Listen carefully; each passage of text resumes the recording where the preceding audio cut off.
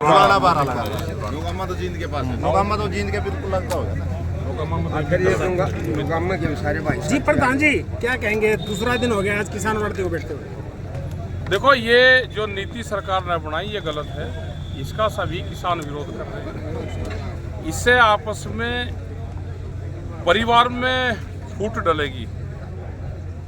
जब हमको पता है कि हमारे 11 बॉन्ड हमारे घर में हैं और वे ज्वाइंट है, एक ही आदमी उसका खाते से लेन देन करे, अगर वे पैसे सबके 11-11 खाते में चले जाएंगे तो फिर इकट्ठे करने महाभारत है।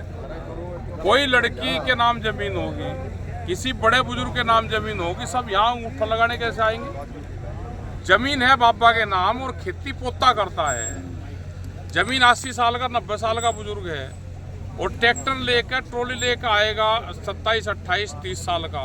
अब उसे बाबा को जाओ रात को पहले, फिर उसके खाते में पैसे जाएंगे, फिर उस पर जाकर कटवाओ।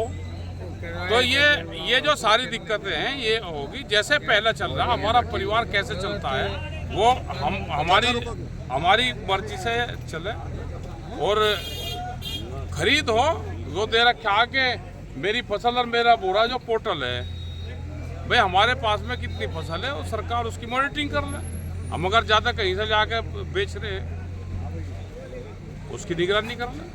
तो क्या लगता है किसानों को ये परेशान करने वापसी के होगा, लिए, ये किसान को परेशान करने के लिए इस तरह बिल्कुल परेशान करने के लिए है। बिल्कुल परेशान कर रहा है। धीरे धीरे मंडी के बाहर खरीद हो, यहाँ की आड़ती भी खत्म हो और ये मंडी भी खत्म हो। अरे ठीक चल रही, कम से कम हरियाणा को हम पूरे देश भर में कहते हैं कि भाई आप हरियाणा का मंडी मॉडल देखो। आप ये हमारे जो बुजुर्ग थे उन्होंने बहुत उससे मॉडल बनाए थे। यहाँ पे आड़ती का भी काम चल रहा है, हमारा भी चल रहा है, सबका काम चल रहा है। एसकेएम क्या पूरे हरियाणा की मंडियां बंद करने का ऐलान करेगा? अभी देखेंगे, एसकेएम से बातचीत करेंगे तो जब,